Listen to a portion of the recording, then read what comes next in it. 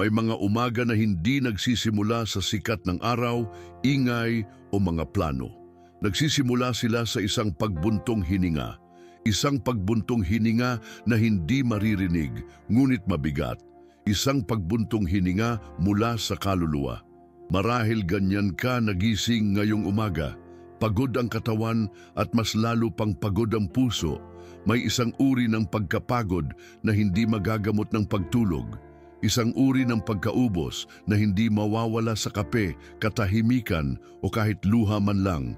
Ito ang pagkapagod na nananahan sa kaibuturan ng iyong pagkatao pagkatapos mong subukang panindigan ang lahat ng napakatagal. Nang sinubukan mong maging matatag para sa lahat, pati na rin para sa sarili mo, ngunit hindi mo na talaga kaya. At ang pinakamahirap na bahagi ay hindi ang pag-amin nito sa ibang tao, kundi ang pag-amin nito sa harap ng Diyos. Marahil binuksan mo ang video na ito na mayroong dinakikitang bigat na walang nakakakita. Siguro hindi ka naghahanap ng panalangin ngayon. Kailangan mo lang huminga ng walang kasalanan, ngunit hayaan mong sabihin ko sa iyo ng may lubos na pagmamahal at katatagan. Kung nakarating ka hanggang dito, hindi ito aksidente. Hindi ito gawa ng algorithm. Hindi ito mekanikal na kilos. Ito ay isang banal na appointment, sapagkat may mga sandali na hinahanap ka ng langit ng may pagmamadali. At ginagawa niya ito ng walang ingay, walang obligasyon, walang hinihingi, tanging isang bulong sa kaluluwa. Isang bulong na nagsasabi, halika, magpahinga ka, nandito ako. Ngayon, hindi ako magbibigay ng mga formula. Hindi ako mangangako ng mga agarang solusyon.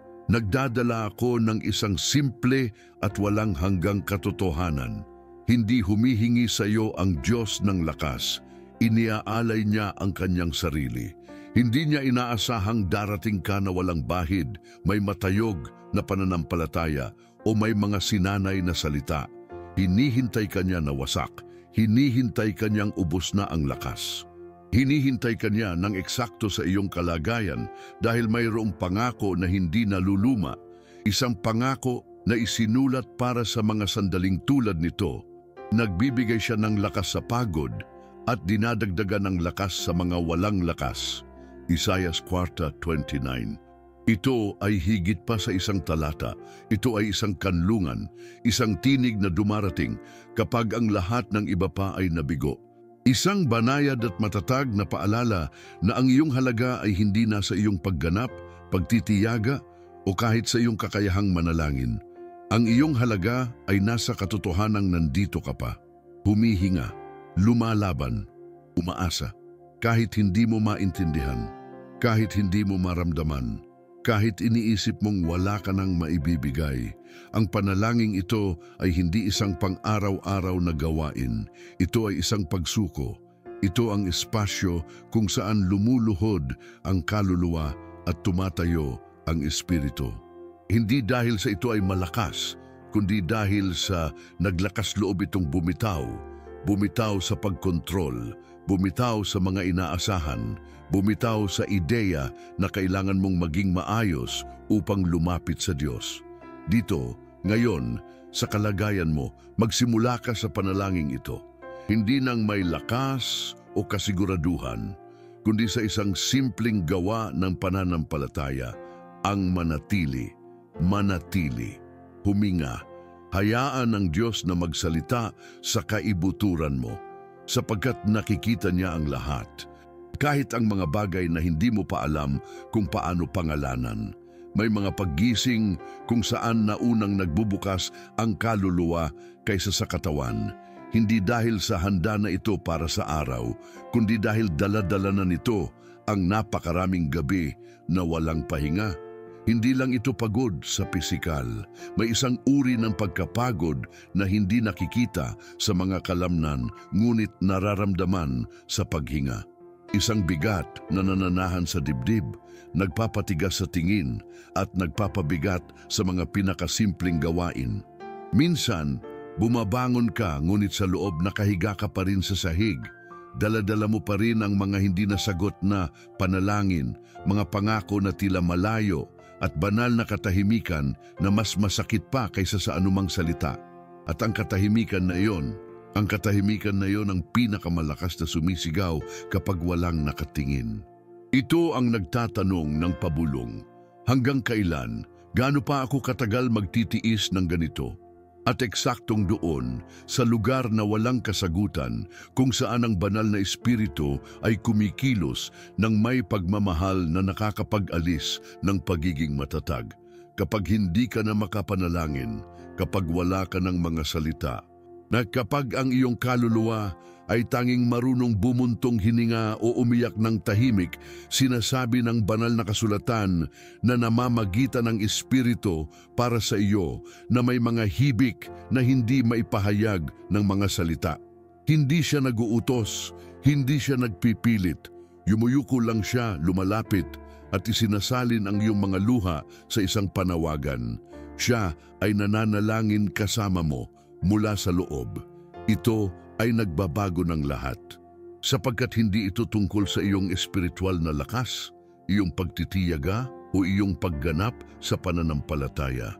Ito ay tungkol sa pagsuko, sa pananatili, sa pagsasabi, kahit pabulong, Diyos, wala akong mga salita, ngunit gayunpaman, iniaalay ko ang aking sarili sa iyo ngayong umaga. At ang maliit na kilos na iyon, ang tapat na pagbuntong hininga na iyon ay nagiging altar, nagiging tulay, nagiging simula ng isang bagong espiritual na paghinga. Sapagkat kailangan din ng kaluluwa na lumanghap. Kailangan nitong tumanggap ng banal na oxygen. At minsan, ang pinakamagandang bagay na magagawa mo ay umupo lang ng tahimik at hayaan ang Diyos na huminga para sa iyo. Hindi niya hinihiling na bumangon ka kaagad. Binabangon ka niya ng paunti-unti, nang may pagtitiyaga, nang may pag-iingat, nang may pagmamahal.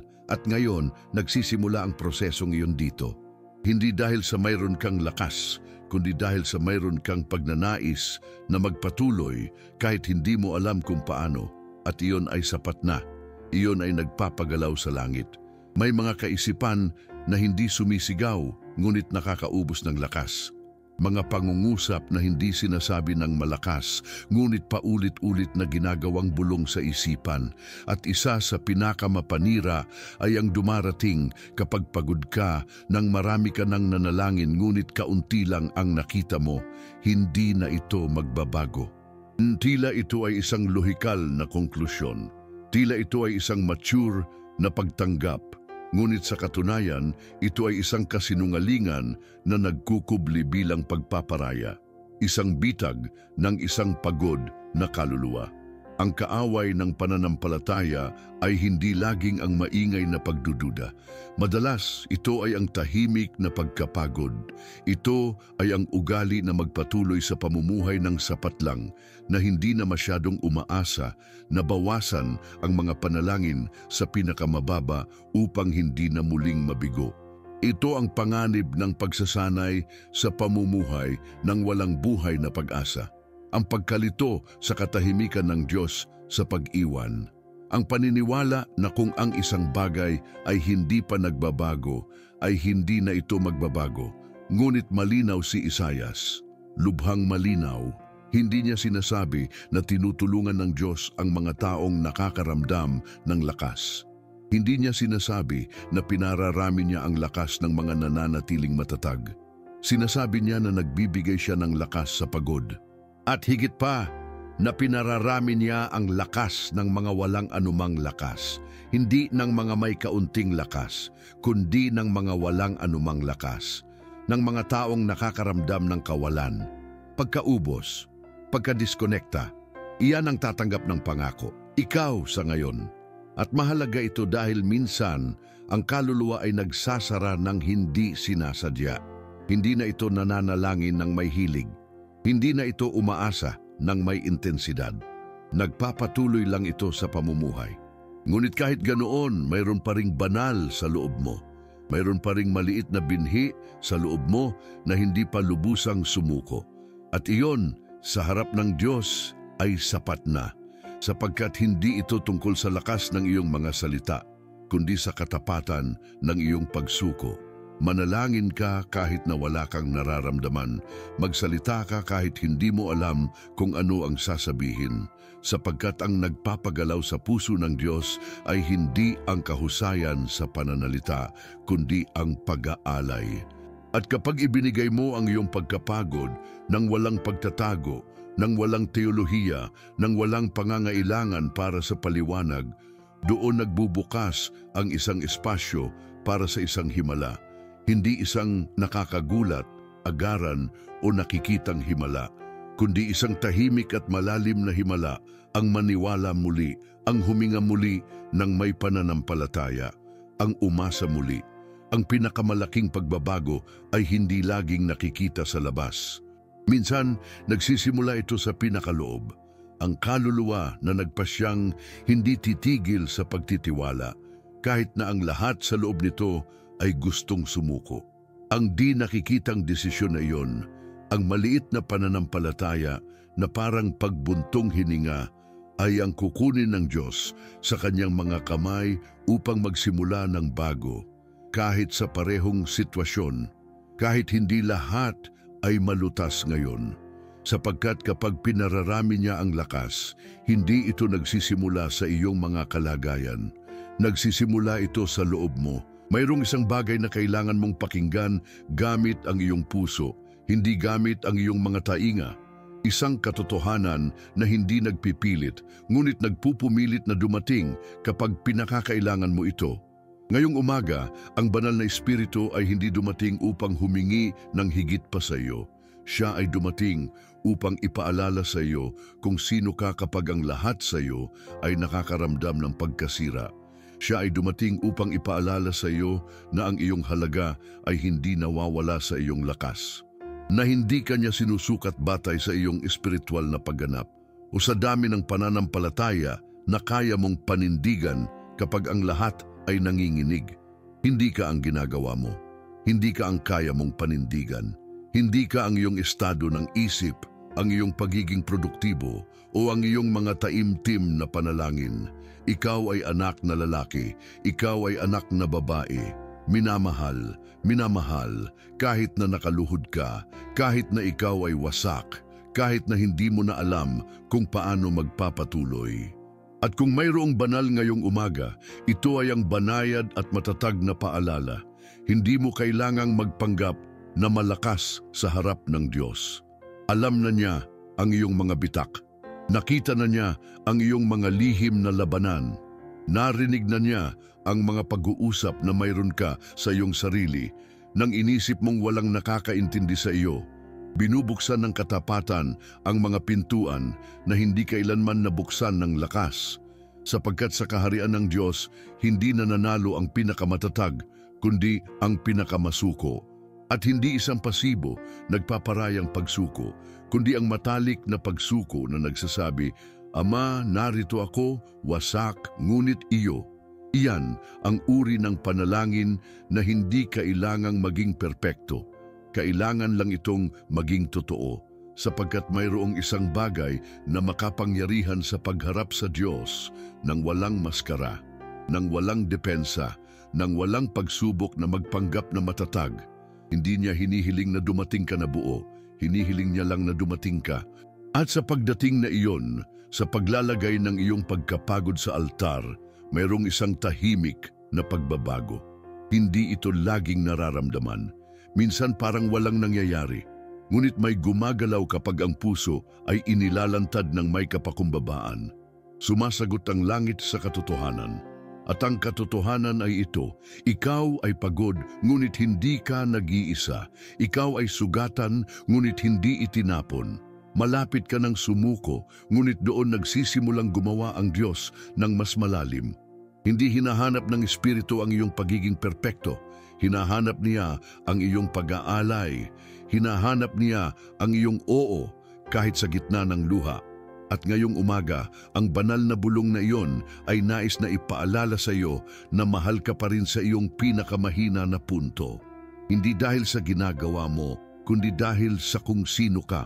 Sapagkat kapag ang lahat ay gumuho, ang nananatili ay ang walang hanggang katotohanan, ikaw ay Kanya. At iyan, kahit na hindi ito mukhang sapat ngayon, ay ang simula ng lahat ng pagpapanumbalik. May mga teksto na isinulat hindi para magbigay ng pansamantalang emosyon, kundi para suportahan ang mga kaluluwa kapag ang lahat ay nabasag. Ang Isaias 40:29 ay isa sa mga ito. Ang talatang ito ay hindi naglalayong pasiglahin ka ng mababaw. Hindi ito isang pangungusap na ibabahagi ng hindi nauunawaan ang bigat nito. Ito ay isang estratehiya mula sa langit para mabuhay sa mga sandaling tulad nito. Ito ay isang mapa para kapag nararamdaman mo na hindi mo na kaya. At hindi ito tungkol sa isang magandang mensahe.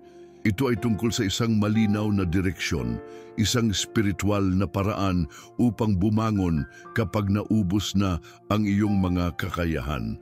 Nagsisimula ang teksto sa isang katotohanan na hindi pinagtatalunan, mayroong pagkapagod. Hindi niya ito tinatanggihan, hindi niya ito minamaliit, hindi niya ito labis na sinasapiritualisa. Kinikilala niya ang realidad, ang tao ay nauubusan. At ang pagkaubos na iyon ay higit pa sa katawan. Naaabot nito ang kaluluwa, pinapamanhid ang isipan at pinapagaan ang pananampalataya. Kaya ang unang hakbang sa espiritual na estratehiyang ito ay ang pagkilala. Kilalanin ang pagkapagod. Tanggapin ito ng walang kahihiyan. Sabihin ito ng may hubad na kaluluwa, hindi ko na kaya. Sapagkat ang hindi kinikilala ay hindi nagagamot. Ang itinago ay nabubulok sa katahimikan. Ang ikalawang hakbang ay ang pagtigil sa paglaban ng mag-isa. May isang yugto sa paglalakbay kung saan ang pagpilit sa iyong sariling lakas ay hindi tapang kundi pagkaubos. Kung saan ang kontrol ay hindi pagiging mature kundi nakatagong pagmamataas. Malinaw ang estratehiya ni Isaias. Kapag wala ka ng anumang lakas, huwag mong subukang gumawa ng sarili mong lakas. Huwag mong subukang magpanggap na kaya mo ang lahat. Sumuko ka, ngunit sumuko ka sa tamang direksyon, hindi sa kawalan ng pag-asa, kundi sa kapangyarihan ng Diyos.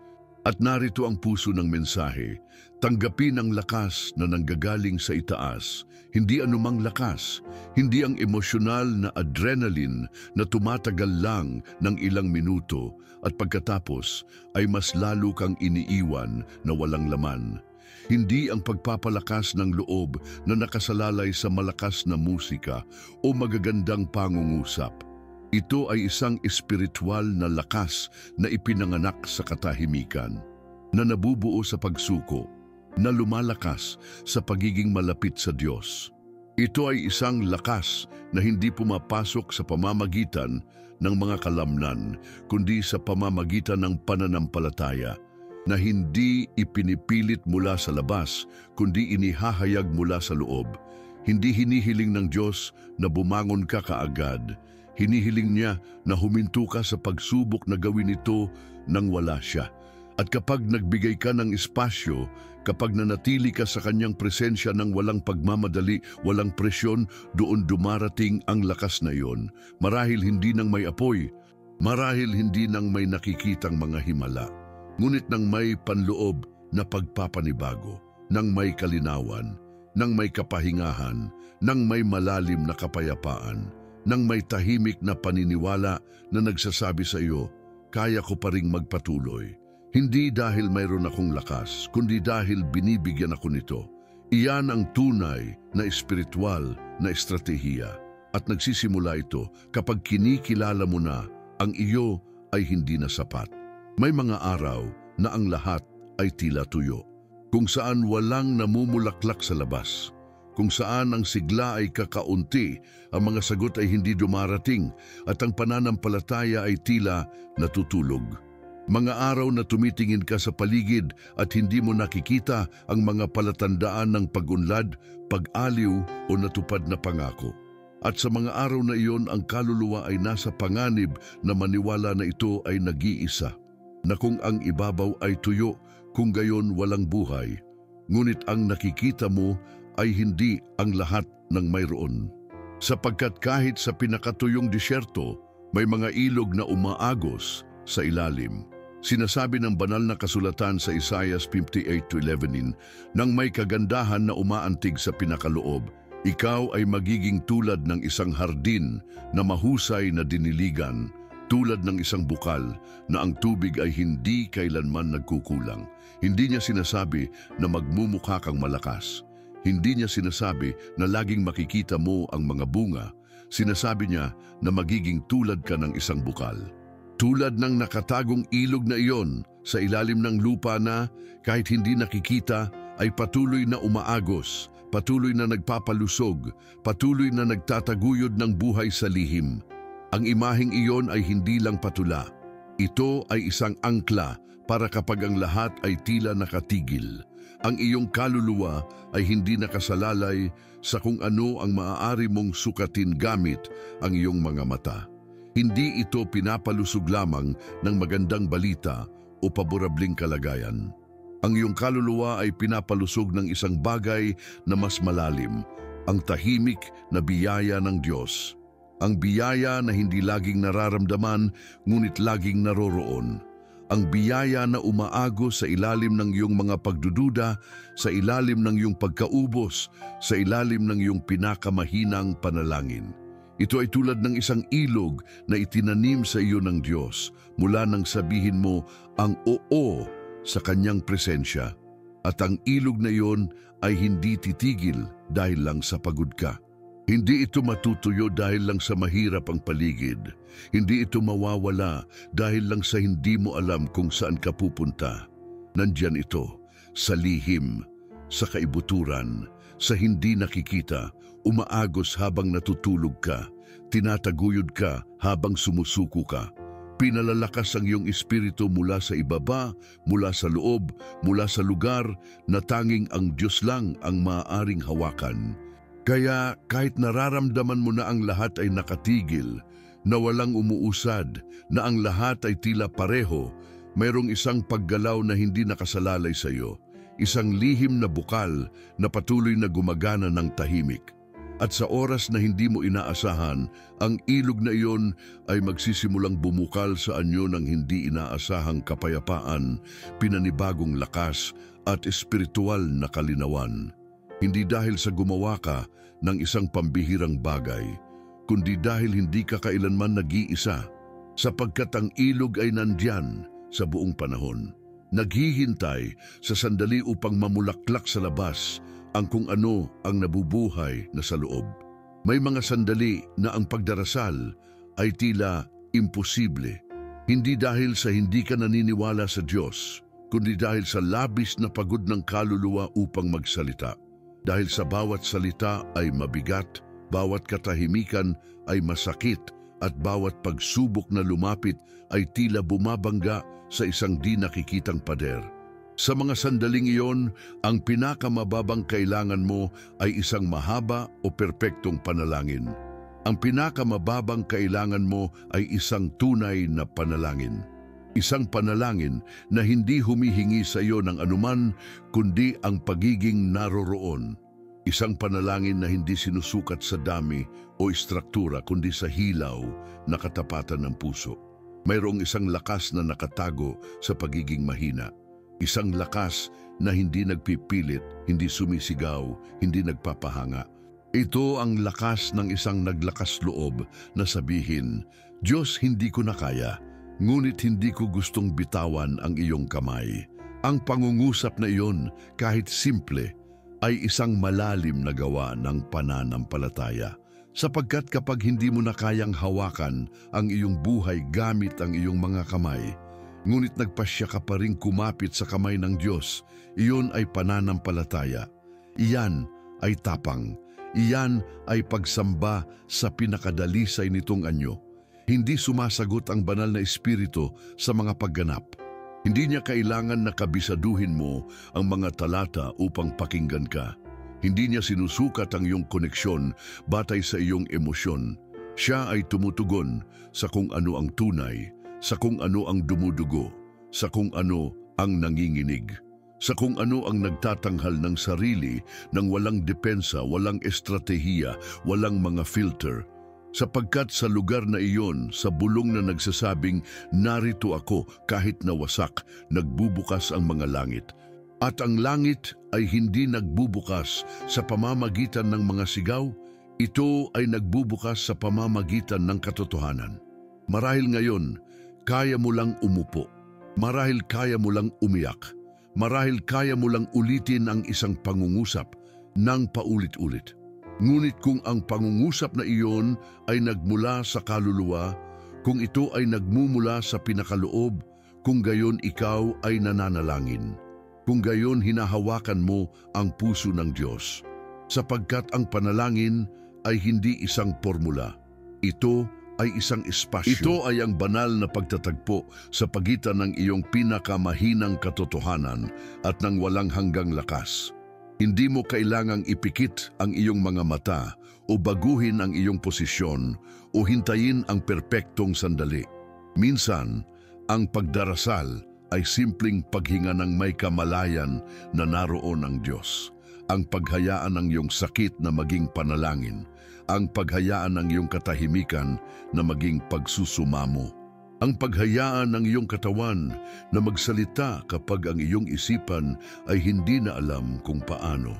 Sapagkat minsan, ang pinaka-espiritual na bagay na maaari mong gawin ay ang manatili, hindi tumakbo, hindi magpaliwanag, manatili lang sa Kanya. At sa pananatili na iyon, may nagsisimulang magbago, hindi sa labas, hindi kaagad, ngunit sa loob mo, sa iyong sentro, sa iyong espiritu.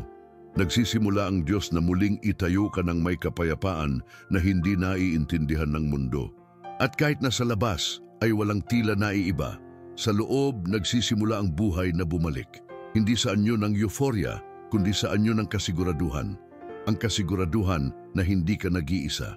Ang kasiguraduhan na kahit sa iyong pinakawasak na mga panalangin, nakikinig pa rin ang Diyos.